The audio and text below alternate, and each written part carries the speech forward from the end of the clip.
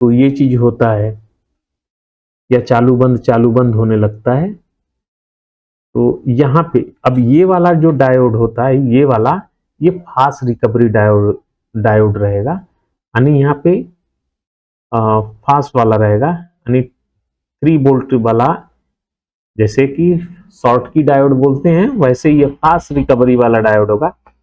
इससे पहले ये जितने भी डायोड हैं ये नॉर्मल डायोड होंगे, जैसे 4007 अपना होता है, तो 4007 इधर रहेंगे, लेकिन इधर का जो रहेगा 4007 में जो सिलिकॉन डायोड होता है, इसकी ड्रॉपिंग 0.7 वोल्ट होती है, तो यहाँ पे ये सब लगेगा। लेकिन यहाँ पे अब इसके बाद ये स्विचिंग जहाँ पे हो रही है, स्विचिंग के इस तरफ जो भी डायोड लगेंगे वो फास्ट रिकवरी डायोड होंगे, जिनका वोल्टेज 0.3 वोल्ट के आसपास रहेगा। ये फास्ट रिकवरी डायोड रहते हैं, इनकी ये स्विचिंग जो होती है, यानी ये लॉसेस कम होता है वोल्टेज का, तो नाप के भी आप पता लगा सकते हैं। जैसे यहाँ पे अभी देखते हैं कि ये कितने मान का है। तो ये तो डायोड इसमें फिक्स लगा हुआ है इस जगह पे, तो इसको हम नहीं चेक कर सकते क्योंकि दोनों बाइंडिंग एक ही पे लगी हुई है ना, इसको निकाल के चेक करना पड़ेगा। और सोल्डर अभी गर्म है नहीं। तो दूसरा एक डायोड यहाँ पे लगा हुआ है, यानी जो पावर सप्लाई की आउट वाला हिस्से में लगा है।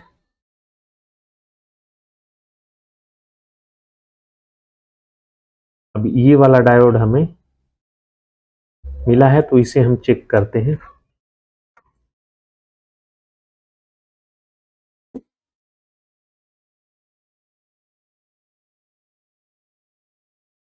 ये डायोड्स, इनकी लॉसेस कम होती है, तो देखते हैं।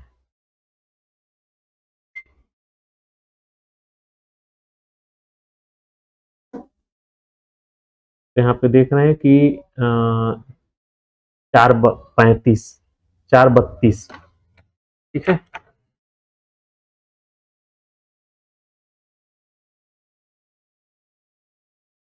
बत्तीस का है ये 7 पॉइंट। इधर के जो भी डायोड रहेंगे वो ज्यादा ड्रॉपिंग कराते हैं। ये नॉर्मल डायोड, यहाँ पे ये डायोड जो है इधर लगाएंगे तो भी चल जाएगा, ठीक है, इधर लगाएंगे तो भी चल जाएगा, लेकिन ये डायोड उधर नहीं चलेगा। तो ये है 5, यानी 6 वोल्ट के आसपास, ठीक है। डिस्प्ले भी नहीं शो हो रही है, जी रहा है।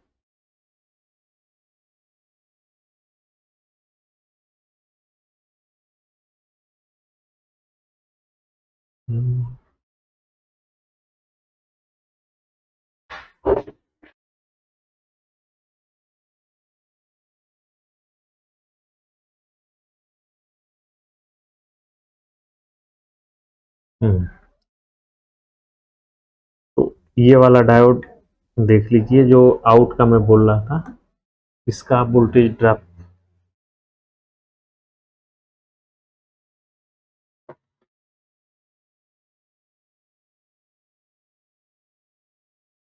0.431। और यहाँ पे जो डायोड है, जो ये वाले लाइन का है यहाँ का, इसका देख लेते हैं। तो ये देखिए कि 584, यानी 6 वोल्ट के करीब है। तो इधर नॉर्मल डायोड यहाँ पे चलता है, लेकिन इस तरफ कहाँ तक, डायोड के यानी कैपेसिटर से पहले तक जो भी लगेंगे डायोड, यानी अगर यहाँ पे कोई सप्लाई निकलती है तो इसमें भी लगने वाला डायोड फास्ट वाला ही रहेगा, ठीक है। तो इसमें जो है, अब यहाँ पे ये तो नहीं है, सिर्फ सिंगल सप्लाई है, ये सबसे सरल सप्लाई है, ठीक है। इस पे हम प्रैक्टिकल करेंगे, उड़ाएंगे और उड़ाएंगे इसको अलग अलग ढंग से हम इस पे करेंगे। अगर आप लोग उब रहे हो तो बोलिएगा, मतलब ऐसा तो नहीं लग रहा है कि मैं बार बार पावर सप्लाई पे ही अटका हूं। ऐसा अगर लगेगा तो आप बोल दीजिएगा कि नहीं आगे बढ़े, नहीं तो मैं सोच रहा हूं कि पूरी पावर सप्लाई को पहले खत्म कर। एक मैं इसलिए बोलता हूं कि अगर पावर सप्लाई आपका कंप्लीट है तो फिर एकदम इजी ये मेथड हो जाएगा। फिर आपको डायरेक्ट यहां से जंप करना है, डायरेक्ट इधर डायरेक्ट इधर डायरेक्ट इधर। ये है आपका एसी मान लेते हैं, ये समझ लीजिए माइक्रोवेव हो गया, ये समझ लीजिए वॉशिंग मशीन हो गया, क्योंकि पावर सप्लाई सबसे पहले मायने रखती है। पावर सप्लाई के बाद फिर डायरेक्ट हम आगे ही बढ़ेंगे, फिर रुकना ही नहीं है। तो यहां पे देख रहे हैं कि ये जो सिर्फ दो बाइंडिंग है, यानी दो वायर निकले हुए हैं। निकलने के लिए तो चार हैं, लेकिन दो एक साथ में कनेक्ट हैं, दो एक साथ में कनेक्ट हैं। तो ये सिर्फ यहाँ पे एक ही सप्लाई बन रही है, और ये हमारा कैप डायोड है। ये इस डायोड से यहाँ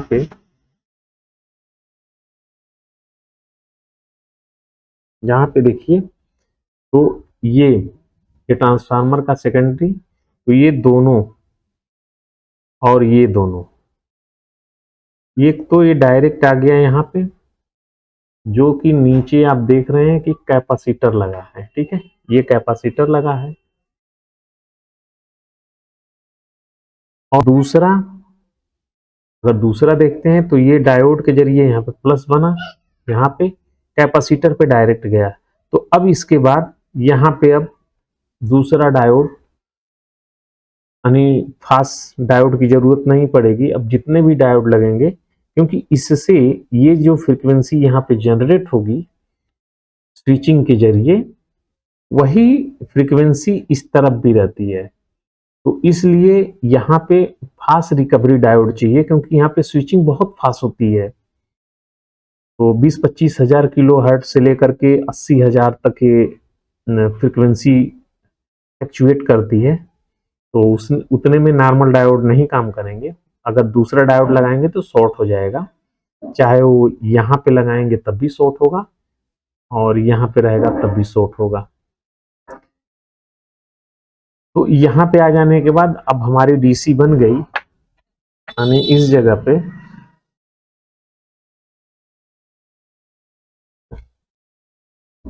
पे अब कैपेसिटर लग गया। तो ये हमारा एंड पॉइंट हो गया। अब बचता है क्या है, फीडबैक। यहाँ पे तो हो गया। अब इसमें देखेंगे, इस वाले में तो इसकी दो पिन अभी छूटी हुई है। ये दो पिन है क्या चीज, तो थोड़ा सा देखेंगे इसको। चलिए, हमने इसको इस तरह से पलटी किया है, ऐसे इस तरह से। तो यहाँ पे आ जाते हैं, यहाँ पे देखिए तो एक कैपेसिटर लगा है। इसके डेटा शीट पे चलेंगे, फिर इसके बाद वहां से आसान हो जाएगा, ठीक है। और एक बार में ये आईसी अलग अलग कई नंबर से आएगी, ठीक है। तो डेटा शीट जब भी निकालेंगे तो ये खुद ही बताएगी कि कितने आईसी जो है एक ही है। तो जैसे ये 66 है तो 64, 67, 68, ये सारी की सारी एक ही आईसी है। सिर्फ फर्क पड़ेगा तो वाटेज का है। जैसे 64 है, वो मान लेते हैं कि 3 वाट की है। उससे ऊपर आएंगे एक नंबर, यानी 64 आ गई, 264 आ गई, तो 64 हुई, 65 हुई, 66 हुई, तो 4 वाट, 5 वाट, 6 वाट ऐसे करके बढ़ती है। यहां पे देखिए तो एक इस वाले पिन में सिर्फ एक कैपेसिटर लगा हुआ है। तो हम यहाँ पे एक कैपेसिटर इसको लगा करके खत्म कर देते हैं यहीं पे। यहाँ पे एक कैपेसिटर ये लगा हुआ है, बस इस पिन से एक कैपेसिटर लगा है। और इस जगह से आप देखिए तो ये वाली पिन ऐसे घूम करके इस कैपलर के पास आई है, और ये कैपलर का एक सिरा आप देख रहे हैं कि ग्राउंड से लगा हुआ है। यानी हम ऐसे बना लेते हैं कैपलर को, तो ये वाला ग्राउंड से लग गया और दूसरा वाला सिरा ये वाला निकल करके डायरेक्ट इस आईसी के, तो हम इसको नीचे से ऐसे लेके आ रहे हैं समझने के लिए, ठीक है। ये आ गई यहां पे और ये हुआ। तो यहां पे अब देखिए, तो जब ये कैपलर ऑन होगा तो ये निगेटिव डायरेक्ट इसको पास होगी यहां से, इसके जरिए नीचे से, यानी जब इसमें सप्लाई आएगी तो यहां से इस तरह से ये निगेटिव पास होगा। तो निगेटिव जैसे पास होगा वैसे ये कंट्रोल होगी, यानी ये आईसी निगेटिव देने पे कंट्रोल होगी, ठीक है। कहीं भी कंफ्यूजन होगा तो आप पूछिएगा। अब यहाँ पे इस तरफ देखेंगे तो यहाँ पे ये दोनों सप्लाई को, यानी दो ट्रैक यहां से निकल रहे हैं और ये ट्रैक इस तरह से ऐसे होते हुए इधर आ रहे हैं। यहाँ पे एक रेजिस्टेंस लगी हुई है, ये वाली, यहाँ पे एक रेजिस्टेंस लगी हुई है और ये रेजिस्टेंस, और एक यहाँ पे डायोड लगा हुआ है, सिंबल दिख रहा है यहाँ पे।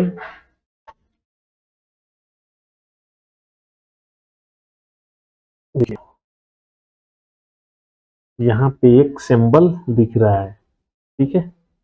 ये सिंबल यहाँ पे आपको दिख रहा होगा, ये सिंबल, और ये सप्लाई ऐसे आई हुई है, मतलब इसका हम डायग्राम खींचते हैं।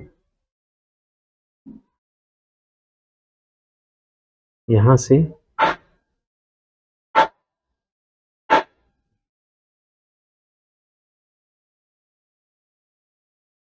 कभी भी बैठिए तो कुछ ना कुछ खींचते रहिए, ठीक है। कुछ खींचते रहेंगे तो आपको समझ में आएगा कि कैसे कैसे हमारा जो है सर्किट बनी हुई है। तो थोड़ा सा अपने दिमाग पे जोर लगाएंगे तो बहुत कुछ आसानी से समझ में आने लगता है। इसको समझने के लिए कि इसमें कौन सी पिन गई है, तो यहाँ पे हम ट्रेस भी करेंगे, ट्रेस करते चलिए।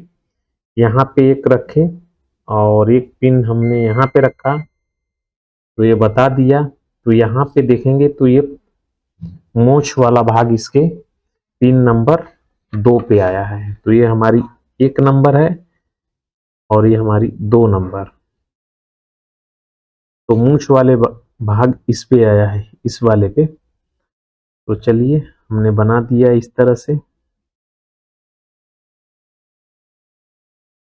ऐसे कर दिया। और इसका जो निगेटिव ये वाला हिस्सा है, पिछला हिस्सा है, ये कहाँ जा रहा है, तो इसको एक बार टच करते हुए हम देखते हैं, क्योंकि यहाँ पे ब्लैंक काला काला है तो दिखेगा नहीं, देख लेते हैं। तो ये जो है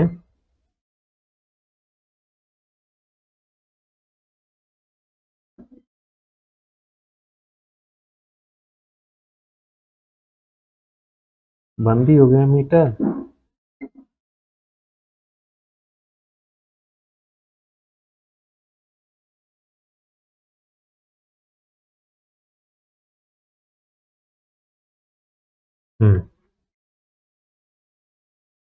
तो यहाँ पे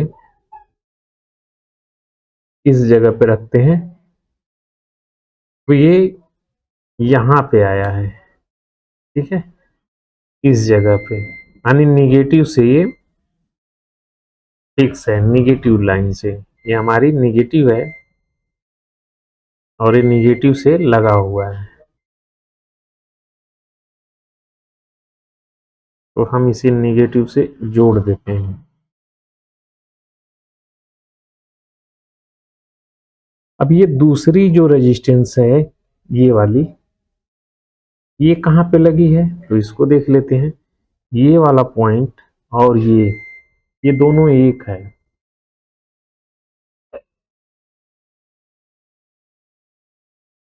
तो हमारी ये जो यहां पे लगी हुई है रेजिस्टेंस,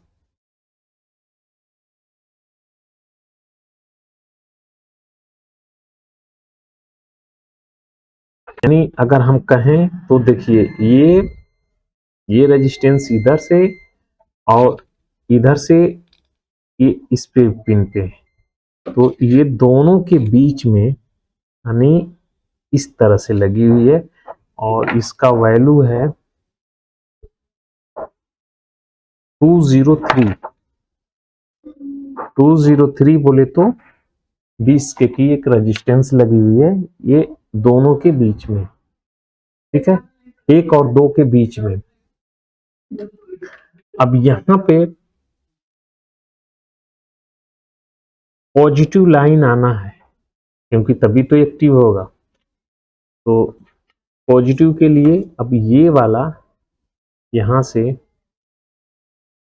यहां पे आए और यहां से देखिए तो हम इस जगह पे आ गए हैं। बंद हो गया मीटर।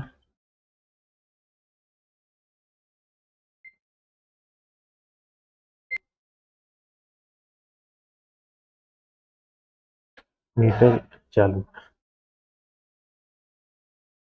तो यहाँ पे और यहाँ पे एक और रेजिस्टेंस लगी हुई है और ये लग करके यहाँ पे आ चुकी है। तो ये रेजिस्टेंस की वैल्यू क्या है,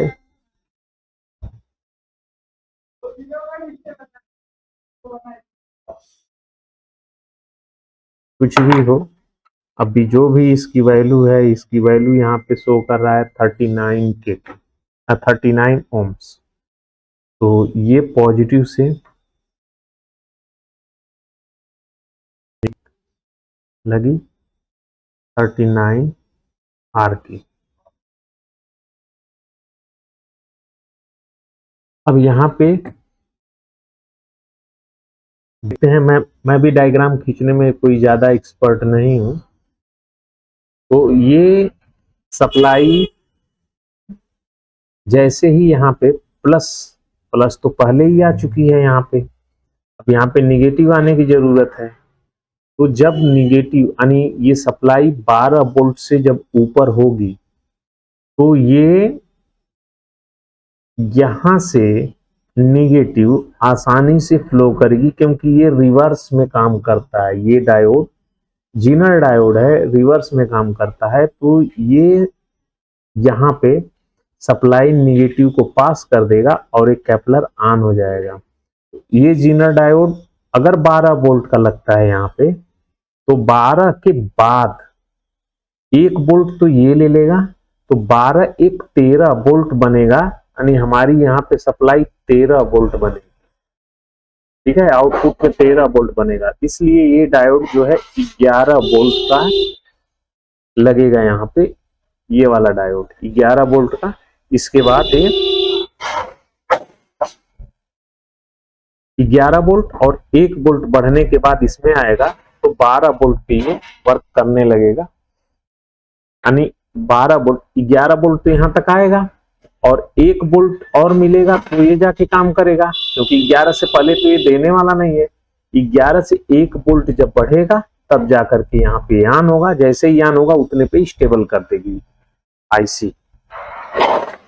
यहाँ पे जो आईसी है, अब इसको समझ लेते हैं, सिर्फ आईसी को समझ लेते हैं। अभी इस आईसी को मैं सीधा कर देता हूं। तो अगर देखेंगे तो ये हो गई इसकी 1 नंबर पिन। पीछे साइड से अगर देखते हैं, इसी को सीधा करेंगे अभी तो ऐसे हुआ, तो हमारा ये हुआ, यानी 1 2 3 4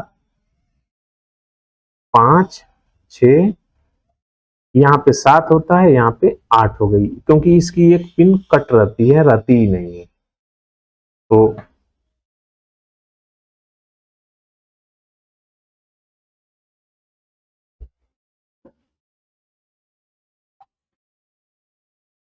चलिए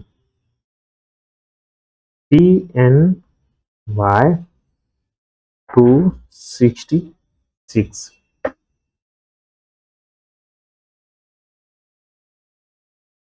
PN, ठीक है।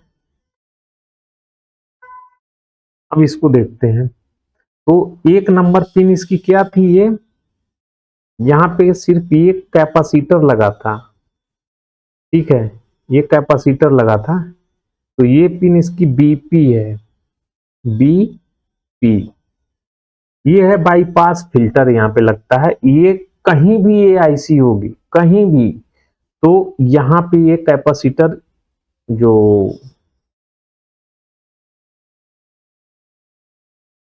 फिल्टर है, कैपेसिटर है, ये लगेगा ही लगेगा।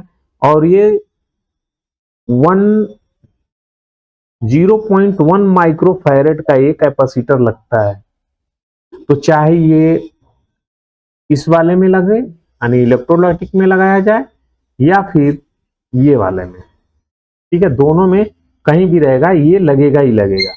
क्योंकि अगर ये सप्लाई इसको हम निकाल देते हैं, तो ये कैपेसिटर अगर निकाल देंगे तो पूरी सप्लाई डेड हो जाएगी, नहीं बनेगी।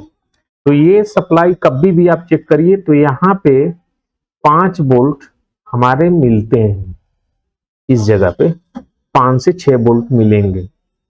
दूसरा, अब यहाँ पे ये और ये जो है पिन, ये सोर्स की पिन है जिसपे हम निगेटिव देंगे, और ये वाली जो पिन थी ये भी है फीडबैक की पिन है। इस पे जब हमारी निगेटिव सप्लाई इस पे देंगे तो कंट्रोल लेगी। अब इसका हम एक अलग नेक्स्ट वीडियो में इसका हम एक अलग से ही इसको चेक करेंगे, जिसमें फ्रीक्वेंसी इसकी दिखाई दे और ये कैसे काम करती है। तो ये इंटरनली ही काम करती है। इंटरनल बोले तो खुद स्वतः स्टार्ट होने वाली ये आईसी है। और ये दोनों पिन जो है, यह भी सोर्स की पिन है, तो यह भी ग्राउंड से होंगी, और इसकी ये ड्रेन की पिन हो गई। तो यहाँ पे आप देखिए तो सिर्फ हमें जो इस्तेमाल होने वाली अभी यहाँ पे दिख रही है, वो सिर्फ 3 पिन ही इस्तेमाल हो रही है। 3 वायर। कभी कभी क्या होता है कि हमारी आईसी ये खराब हो गई, हमें नहीं पता है कि यहाँ पे अभी या इस एसएमपीएस को चलाना है, या कोई भी एसएमपीएस को हम चलाएंगे, अभी करके दिखाते भी हैं। तो उसमें हम क्या करेंगे कि इस आईसी को, इस वाले आईसी का हम इस्तेमाल करेंगे। तो कैसे करेंगे, सीधे सीधे एक ट्रांसफार्मर लेंगे। ये हमारा ट्रांसफार्मर हो गया, कोई भी ट्रांसफार्मर रहेगा। बोलते हैं ना कि एक मॉड्यूल हम लगाते हैं जो 3-5 तार का आता है या 6 तार का आता है, जो हम इस्तेमाल करते हैं, या 3 का या 4 का, जो भी अलग से इस्तेमाल करते हैं। तो अगर कम छोटी सी आईसी, छोटा एसएमपीएस हो, तो हम उसके बदले में ये आईसी को हम आसानी से लगा लेंगे। लगाएंगे कैसे वो देख लीजिए। अब ये ड्रेन की पिन है, ठीक है, ये हमारा सोर्स हो गया। तो क्या करेंगे, ये पिन को और ये पिन को हम आपस में एक साथ में करके ऐसे ज्वाइंट कर देंगे। इसे ज्वाइंट हो गया, तो ये हमारा निगेटिव हो गया। अब ये एफबी की है, बाईपास तो इसी के साथ में रहेगा, ये भी तो बाईपास है, तो इसके साथ में हो गया। तो अब देखिए, तो यहाँ पे एक पिन ये हमें मिली, दूसरी पिन निगेटिव की मिली, और एक तीसरी पिन एफबी की मिली। बस हमारा इतने में काम चल जाएगा, यानी 3 वायर का हम आसानी से बना सकते हैं। बस इतना ध्यान रखिएगा कि निगेटिव से कंट्रोल होने वाली होना चाहिए। जैसे यहाँ पे देख रहे हैं कि ये निगेटिव से कंट्रोल होगी। अभी पहचानने का तरीका तो यही है, यहाँ पे आप देखिए तो इस पहचानने का तरीका यही है यहाँ पे जो कैपलर है और ये फीडबैक पे गया है, तो ये वाला ट्रैक देख रहे हैं यहाँ पे आया और इसकी 3 नंबर पिन जो है ग्राउंड से लगी हुई है। तो अब ये आईसी में अगर ये ऐसा किसी भी बोर्ड में बना रहेगा तो ये निगेटिव से रहेगा, अगर नहीं होता है तो इसको आपको चेंज करना होगा, यानी यहाँ पे निगेटिव देना होगा और ये वापस हम ऐसे लगा करके यानी इस आईसी का हम इस्तेमाल कर सकते हैं। जब हमारे पास कोई विकल्प नहीं होगा तो हम ऐसे कर लेंगे। तो अगर लगाना रहेगा तो इसमें तो हमारी प्लस सप्लाई पहले से रहेगी और ये हमारा आया तो हम ड्रेन में किसी भी इस तरह से रहेगा तो हम जोड़ देंगे। और ये जो है कैपेसिटर, जो मेन हमारा कैपेसिटर ये है, ये निगेटिव का ये पॉजिटिव का, यानी 320 का ये कैपेसिटर है। तो ठीक है 320 का, तो इसमें हम इसे जोड़ देंगे और ये वाला जो है यानी निगेटिव को हम डायरेक्ट ला करके ऐसे जोड़ देंगे। तो हमारा ये हो गया। अब बची हमारी फीडबैक की, तो फीडबैक की पिन को हमें वही कैपलर को लगाना होगा